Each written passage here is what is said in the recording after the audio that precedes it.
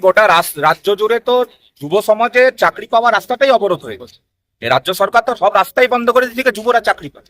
তো সেই দাবিতে বেকারি বিরোধী দিবস পালন করার জন্য উত্তরকন্যা অভিযান ডিওয়াইফাই এর পক্ষ থেকে ডাকা হয়। শান্তিপূর্ণ মিছিল।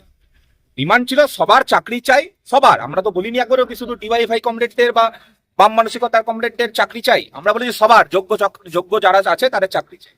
তারা মিছিল করে গেছে, সেখানে দেখা গেছে পুলিশ তো দলদাসে ব্লক প্রেসিডেন্ট, তৃণমূলের ব্লক প্রেসিডেন্টে পরিণত। তারা নির্মম ভাবে টোটো ভাড়া করে রাস্তায়, হয়তো টোটো ভাড়াটাও দিয়েছেন কিনা সন্দেহ, রাস্তায় টোটো করে যে আমাদের কমরেডদের মারধর করেছে। তো আমরা তার প্রতিবাদে আজকে এখানে পথ অবরোধ করলাম। আর এই পথ অবরোধের মাধ্যমে আমরা একটা স্পষ্ট বার্তা দিতে চাইলাম, আমাদের কোনো উদ্দেশ্য নেই মানুষকে এই পথ অবরোধের মাধ্যম দিয়ে কোন রকম ভাবে সমস্যায় ফেলা।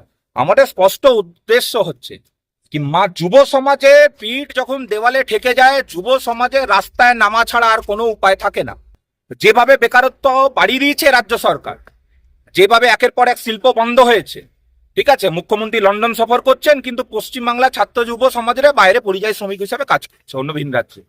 তো আমরা বলেছি কি, রাস্তায় যখন আমাদের নামতে বাধ্য করেছেন, তাহলে রাস্তায় কিন্তু গরমকালে যতটা না বেশি তাপ পড়ে, ডিওয়াইএফআই তার থেকে বেশি তাপ কিন্তু দেখাবে।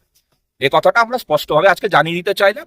আর পুলিশ প্রশাসনকেও বলে দিতে চাইলাম কি, দলদাস নয়, ভারতের সংবিধানের কসম খেয়ে ইউনিফর্মটা পড়েছে, ভারতের সংবিধানের ভ্যালুটা রাখবে। এই কয়েকটা দাবি নিয়ে আমাদের